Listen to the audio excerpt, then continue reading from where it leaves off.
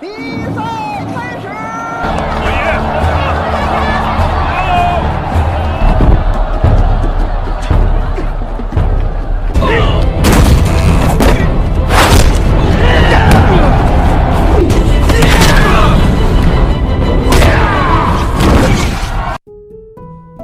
Huo Yuanjia yang berusia 10 tahun adalah putra dari seorang master seni bela diri bernama Andy.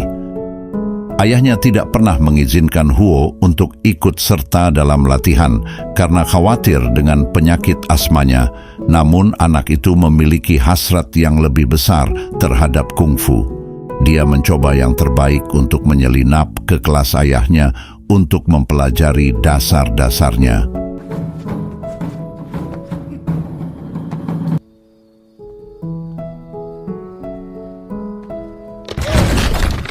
Satu-satunya teman Huo adalah seorang anak kutu buku bernama Jin Sun yang mengerjakan semua pekerjaan rumah kaligrafi Huo sehingga Huo bisa berlatih.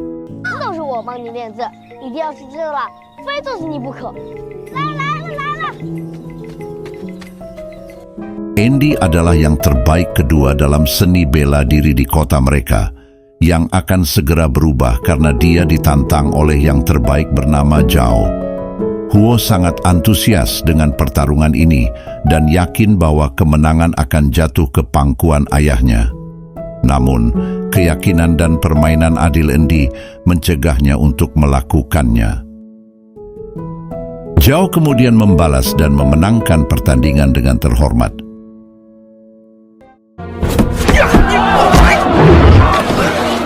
Sementara itu, Huo patah hati dengan kejadian tersebut. Putra Zhao menantangnya untuk berkelahi ketika hanya ada anak-anak yang bersama Huo. Dengan percaya diri, Huo menerima tantangan tersebut, namun dikalahkan dalam waktu singkat. Pada saat itu, dia bersumpah untuk memulihkan nama keluarganya dan menjadi seniman bela diri terbaik di Tianjin. Dia dan Jin Sun kemudian pergi ke perpustakaan ayahnya dan mencuri bukunya tentang seni bela diri. Dengan menggunakan buku tersebut, dia berlatih siang dan malam tanpa istirahat. Ketika Huo merasa sudah siap, dia menantang Zhao untuk bertarung lagi. Zhao menerima tantangan tersebut dengan percaya diri, namun langsung terbukti lemah saat menghadapi Huo yang sudah terlatih beberapa tahun. Beberapa tahun kemudian, Huo kini tumbuh menjadi lebih baik dalam seni bela diri. Ayahnya telah lama meninggal bersama dengan istrinya yang meninggalkannya dengan seorang anak perempuan. Huo memanjakan putrinya karena dia adalah kegembiraan dan kebanggaannya dalam hidup. Setelah pertarungan terakhirnya dengan Zhao, Huo tetap tak terkalahkan. Dia telah melawan beberapa lawan, tapi tidak ada yang cukup bagus untuk menyulitkannya.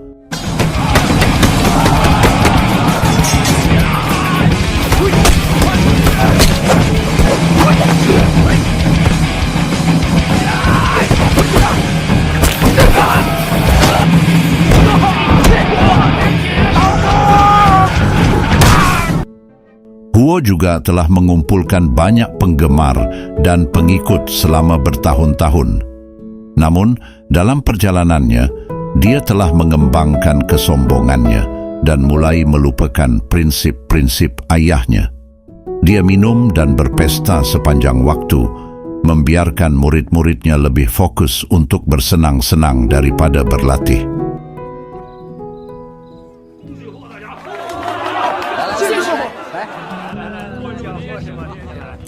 Beberapa hari kemudian, dia minum terlalu banyak sehingga dia lupa untuk pulang ke rumah kepada putrinya. Dia telah menghabiskan semua uang keluarganya dan berhutang, tetapi tidak peduli dengan dunia. Suatu malam, dia pergi ke sahabatnya, yaitu Jin Sun, yang sekarang menjadi pengusaha kaya dan pemilik restoran terkenal. Seperti biasa, Huo minum hingga tengah malam dan mentraktir dengan makanan tak terbatas. Asisten Jin Sun mengingatkannya bahwa Huo belum membayar tagihannya selama lebih dari 1 tahun yang telah menumpuk. Malam harinya, Jinsun mencoba memberikan peringatan kepada Huo. Jinsun tahu bahwa murid-murid Huo hanya menyukainya karena dia mentraktir mereka makanan dan minuman gratis. Dia ingin Huo tetap berhati-hati dengan kebiasaannya membela diri. Namun, Huo berpikir bahwa Jinsun hanya pelit. 还非打不可。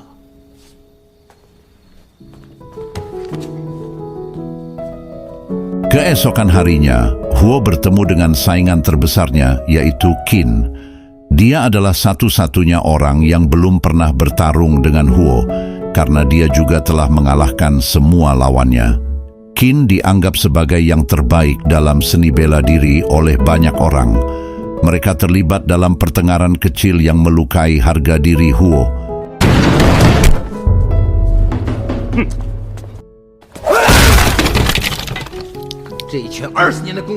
Dia melampiaskan kemarahannya kepada murid-muridnya, memukuli mereka saat berlatih pada malam hari.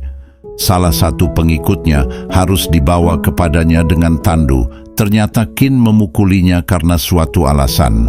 Huo beranggapan bahwa dia melakukannya karena dendam dan dipenuhi dengan kemarahan. Sementara itu, di restoran Jinsun, Qin dan keluarganya sedang merayakan ulang tahunnya. Tiba-tiba Huo menyerbu masuk dengan orang-orangnya dan mulai minum di meja terdekat.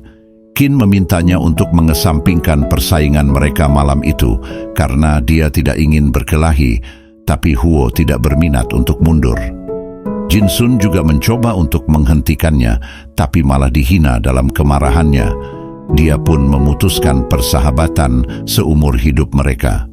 Huo menantang Qin untuk berkelahi dan memintanya untuk berlutut jika dia tidak mau menerimanya. Semua orang pun keluar dari restoran demi keselamatan mereka, meninggalkan para petarung sendirian. Mereka pun terlibat dalam pertarungan sengit dan keduanya beradu keterampilan dan kekuatan.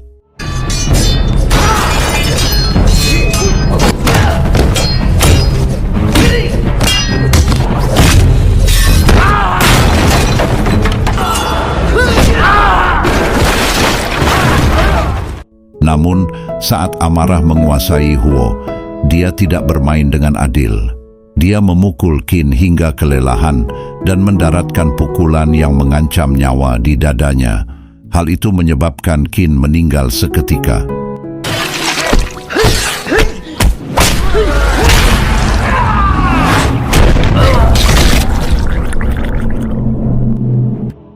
Huo kemudian pulang ke rumah di pagi hari dan melihat jasad ibunya di tempat tidur.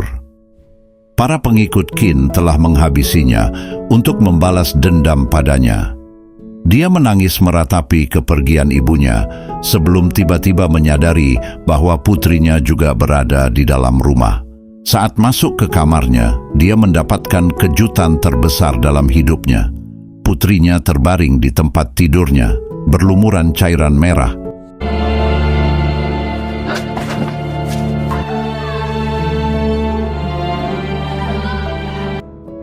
Dan di tangannya ada sebuah kantong kecil yang dia janjikan untuk diberikan padanya ketika dia kembali ke rumah.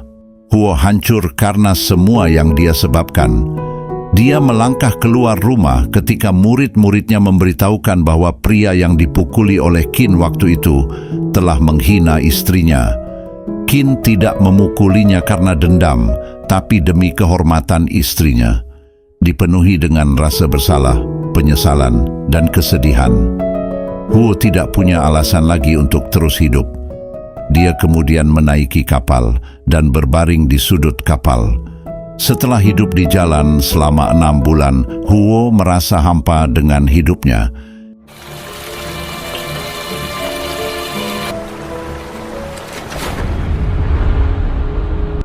Dia mencoba melakukan hal yang tidak terpikirkan, namun segera diselamatkan oleh sekelompok orang di tepi sungai. Mereka membawanya ke desa mereka dan merawatnya dengan baik. Namun, bahkan setelah sadar, Huo mengalami depresi dan tidak mau berbicara dengan siapapun. Seorang wanita buta bernama Moon merawatnya dan khawatir dia tidak akan pernah bangun dari tempat tidurnya. Neneknya yang bijak yakin bahwa dia akan baik-baik saja. Seiring berjalannya waktu, suatu hari Mun meraba rambut Huo dan menawarkan untuk memotong rambutnya. Huo berjalan untuk pertama kalinya dalam sebulan dan pergi ke sungai bersamanya, di mana dia membantu memotong rambutnya. Sejak hari itu, Huo menjadi anggota komunitas mereka. Dia membantu mereka memasak, bertani, dan melakukan pekerjaan rumah. Setelah beberapa tahun, Mun dan Huo mulai jatuh cinta satu sama lain. Suatu hari, seorang anak dari suku mereka ditemukan mencuri seekor sapi dari komunitas tetangga. Mun memohon maaf kepada pemimpin saingannya, namun menurut tradisi mereka, seseorang yang melakukan kesalahan harus dipukuli hingga dupa habis. Huo berbicara mewakili suku dan menawarkan diri untuk menggantikan pemukulan terhadap anak tersebut. Untuk orang dewasa hukumannya sedikit berbeda, yang berarti Huo harus bertarung melawan sang pemimpin.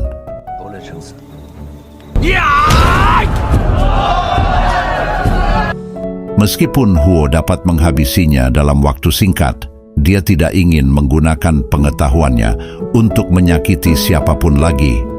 Awalnya, dia bahkan tidak membela diri, tetapi setelah sedikit motivasi dari sang nenek, dia mulai menghindari serangan. Sang pemimpin tidak mampu mendaratkan satu pukulan pun padanya. Dia menerima kekalahannya dan memuji Huo.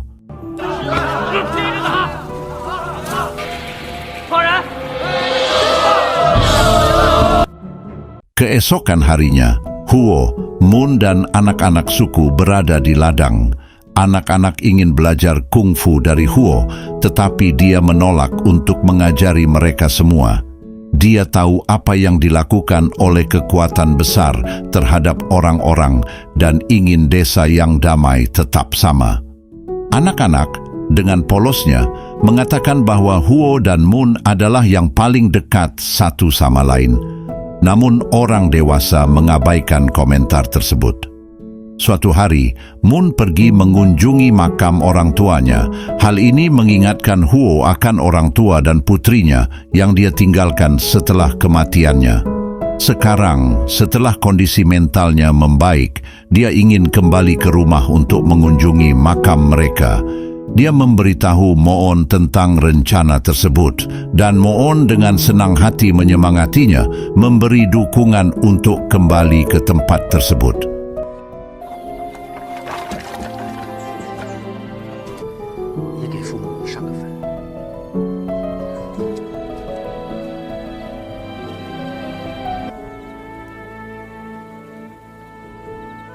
Kita melihat dia memasuki kota asalnya, yaitu Tianjin, yang sekarang menjadi tempat yang sama sekali berbeda setelah jatuhnya dinasti Qing. Beberapa negara kuat menyerang Tiongkok dan mengambil alih Tianjin, menjadikannya terjajah sebagian, yang mempengaruhi budaya mereka. Huo kemudian pergi ke rumah masa kecilnya yang sekarang menjadi tempat yang kumuh. Di sisi itu, pelayan keluarga bernama Lai Pu menyambutnya masuk. Lai Pu telah mencoba yang terbaik untuk menjaga keadaan tetap seperti semula, namun setelah kepergian Huo, sekelompok kreditor mengobrak-abrik seluruh rumah untuk mencari uang. Huo pergi ke makam keluarganya dan meminta maaf kepada ayahnya. Dia akhirnya memahami mengapa ayahnya tidak mendaratkan pukulan beberapa tahun yang lalu ketika dia bisa memenangkan gelar pemain terbaik. Setelah itu, dia pergi meminta maaf kepada keluarga Kui dan membungkuk di depan kuilnya.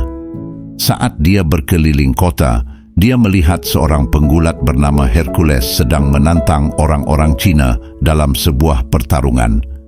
Dia tetap tak terkalahkan dalam setiap pertarungan.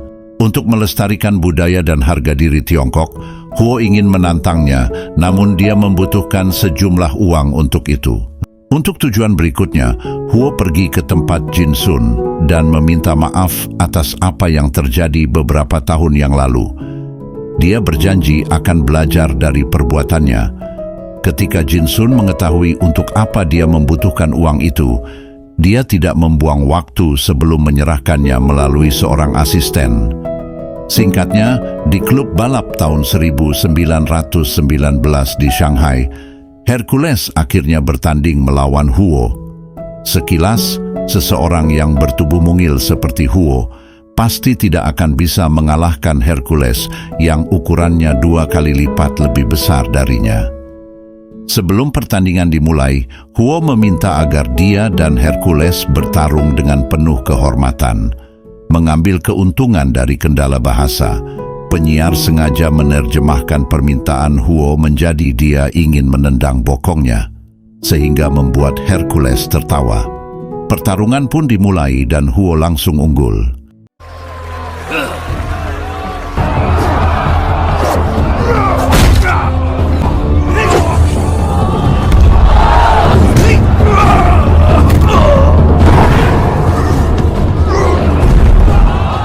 Saat pertandingan semakin intens, Huo menyelamatkan lawannya dari tusukan paku di sisi ring. Sebagai petarung sejati, Hercules menerima kekalahannya dan menjadikan Huo sebagai pemenang.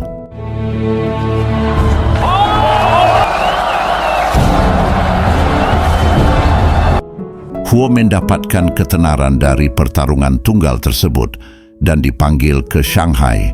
Di sana, dia bertemu dengan Jin Sun yang mengusulkan pembentukan Asosiasi Atletik Qinwo, sebuah tempat di mana mereka mengajarkan seni bela diri kungfu kepada para pelajar Tionghoa. Dengan cara ini, bahkan dengan tekanan asing yang terus-menerus, mereka dapat melestarikan warisan leluhur. Sementara itu, sekelompok pejabat dari kelompok asing tidak menyukai popularitas Huo yang semakin meningkat di kalangan masyarakat Tiongkok. Mereka khawatir bahwa kemenangannya melawan para pejuang asing dapat memicu sentimen anti-asing di kalangan rakyat Tiongkok. Oleh karena itu, untuk memastikan ia kalah di atas ring pada kesempatan berikutnya, mereka mengusulkan pertandingan antara Huo dan 4 juara asing secara berurutan. Perwakilan Jepang bernama Mr. Mita berjanji untuk mengakhiri Huo untuk selamanya, meskipun tantangan itu sulit dan jelas merupakan taktik untuk membuatnya kalah.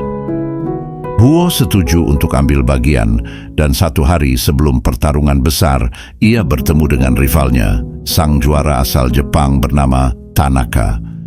Mereka berbicara sambil minum teh dan berteman satu sama lain. Tanaka adalah seorang olahragawan yang adil dan terhormat seperti Huo, namun tidak seperti orang-orang yang mensponsorinya.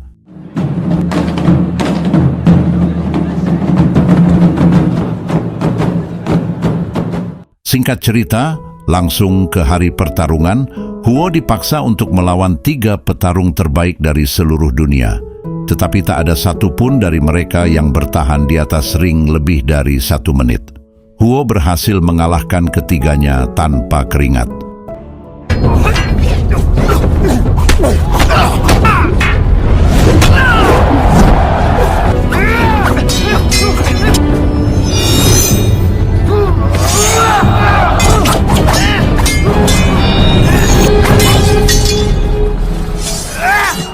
Terakhir, Huo melawan Tanaka, yang meminta maaf atas pertandingan yang tidak adil dan bertanya apakah mereka harus menjadwalkan ulang. Namun Huo menolak dan ronde pertama dimulai. Mereka bertarung dengan menggunakan senjata pilihan mereka. Huo menggunakan Sanjiegun dan Tanaka menggunakan katana. Di tengah pertarungan yang sengit, mereka tidak sengaja bertukar senjata.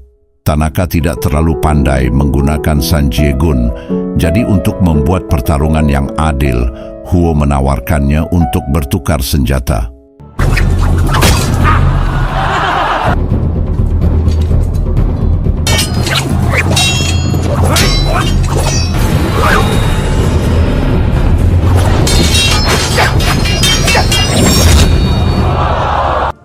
Ronde pertama pun kemudian berakhir seimbang. Saat beristirahat sebelum ronde berikutnya, tanpa disadari, Huo meminum teh yang sudah diracuni oleh Mr. Mita, yang ingin melihatnya kalah dengan satu atau lain cara.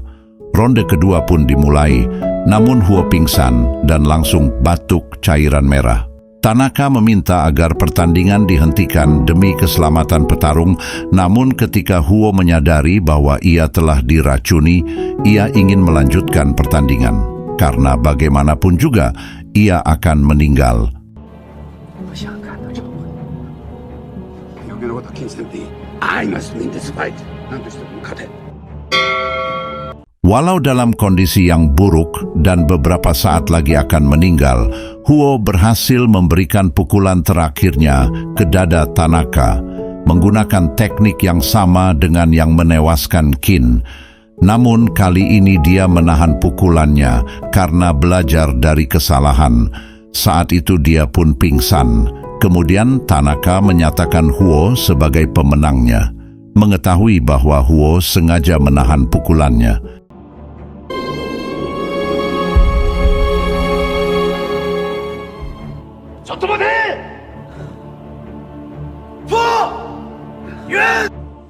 Pada akhirnya, Huo jatuh ke dalam pelukan temannya dan meninggal. Tanaka dengan marah memaki Tuan Mita karena tega membunuh seseorang demi harga dirinya. Dia menyebutnya sebagai aib bagi bangsa Jepang sebelum bergegas pergi. Pada adegan terakhir, sosok Huo terlihat seperti sedang berlatih di tanah lapang dan Moon terlihat berlari ke arahnya. Itulah akhir dari alur ceritanya. Terima kasih telah menonton, sampai jumpa di video-video selanjutnya.